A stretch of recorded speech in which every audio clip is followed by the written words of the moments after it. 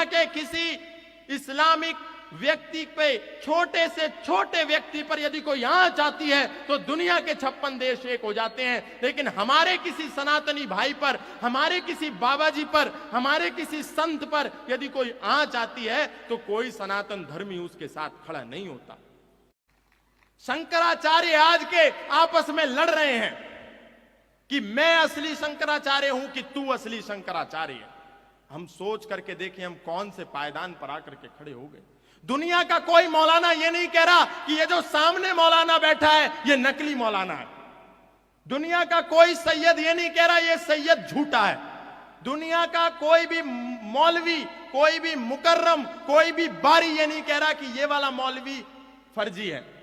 दुनिया का कोई आर्क, बिशप, कार्डिनल, फादर नहीं कहता कि ये जो सामने चर्च बनी हुई है इसमें बैठा हुआ फादर झूठा है या ये फर्जी है। लेकिन हमारे सनातन धर्म में जिनके ऊपर, जिनके कंधों पर सनातन की नींव है, वो लोग आपस में यदि लड़ेंगे तो भला ये सनातन धर्म बचेगा कैसे? आप सोच करके देखिए, यति नरसिंहानंद जी ने एक बयान दिया पिछले दिनों, वो गलत है, सही है, ये बाद की बात है।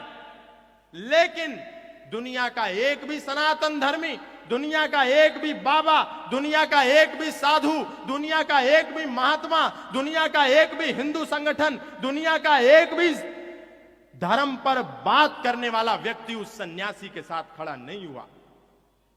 और यदि हिजबुल्लाह मरता है तो यहां भारत में उसका मातम मनाया जाता है।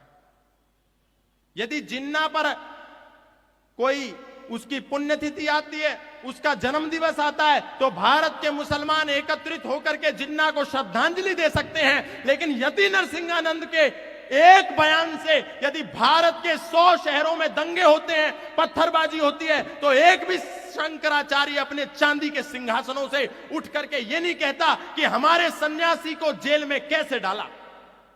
आज पूरे भारत में सनातन धर्मियों का राज है, नीचे से लेकर के ऊपर तक। लेकिन आज हमारे सन्यासियों को उठा करके बड़ी सरलता से जेल में डाला जाता है और कोई सनातन धर्मी बोलने को तैयार नहीं है।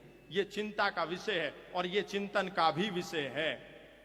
आखिर ये लोग क्या चाहते हैं, क्या मांगते हैं समाज से? केवल इनका एक ही उद्देश्य है कि समाज में बैठा हुआ व्यक्ति, इसका भविष्य सुरक्षित हो सके। लेकिन हम बटे हुए हैं।